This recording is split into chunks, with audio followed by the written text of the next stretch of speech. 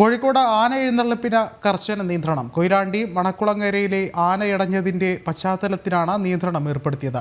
21 വരെ ജില്ലയിലെ ആന എഴുന്നള്ളിപ്പ് നിരോധിക്കാൻ ജില്ലാ മോണിറ്ററിംഗ് കമ്മിറ്റിയാണ് തീരുമാനം പുറപ്പെടുവിച്ചത്. ഉത്തരവിന്റെ പകർപ്പ് ജനം ടിവിക്ക്. കൂടുതൽ വിവരങ്ങളുമായി അരുൺ കൊടുങ്ങൂർ ചേരുന്നുണ്ട്. അരുൺ, എന്താണ് മറ്റു വിവരങ്ങൾ?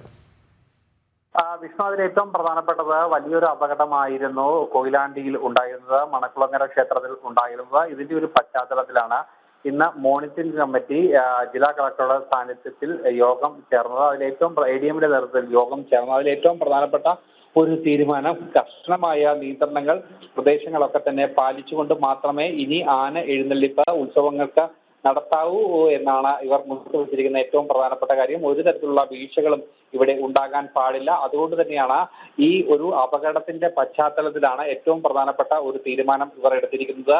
ഈ മാസം 21 വരെ ജില്ലയിലെ ആന എഴുന്നള്ളിപ്പ് നിരോധിക്കാനാണ് ജില്ലാ മോണിറ്ററിംഗ് കമ്മിറ്റി ഇപ്പോൾ തീരുമാനം എടുത്തിരിക്കുന്നത്. ഇതിന്റെ ഉത്തരവ് ഇപ്പോൾ പുറത്ത് ഇറക്കിയിട്ടുമുണ്ട്. ഏതായാലും ഈ ഒരു അപകടത്തിന്റെ പശ്ചാത്തലത്തിൽ കർശനമായ നിയന്ത്രണങ്ങൾ ഒരുക്കാനുള്ള ഒരു തീരുമാനമാണ് ഇവർ മുന്നോട്ട് വെക്കുകയും ചെയ്തിരിക്കുന്നത്. എന്തായാലും നാട്ടാന പരിപാലന ചട്ടത്തിലടക്കം ചില വീഴ്ചകൾ ഉണ്ടായി എന്നുള്ളതാണ് ഫോറസ്റ്റിന്റെ ഭാഗത്തു നിന്നുള്ള ഒരു കണ്ടെത്തൽ. ഇതിന്റെ അടിസ്ഥാനത്തിൽ തുടർ നടപടികൾ ഫോറസ്റ്റ് സ്വീകരിച്ചു വരികയാണ്. 3 പേരായിരുന്നു കഴിഞ്ഞ ദിവസം ഉണ്ടായ അപകടത്തിൽ ജീവൻ നഷ്ടമായത്. അതോടൊപ്പം തന്നെ 2 ആനകൾ ഇടഞ്ഞ ഒരു സാഹചര്യം കൂടി ഉണ്ടായിരുന്നു. ഇനി ഇത്തരം ഒരു സംഭവം ആവർത്തിക്കാതിരിക്കാനുള്ള നടപടികളുമായി മുന്നോട്ട് പോകണം എന്നുള്ള ഒരു കാര്യമാണ് ഇവർ പറയുന്നത്. അതിന്റെ അടിസ്ഥാനത്തിലാണ് പുതിയ നടപടി. വിഷ്ണു, ശരി.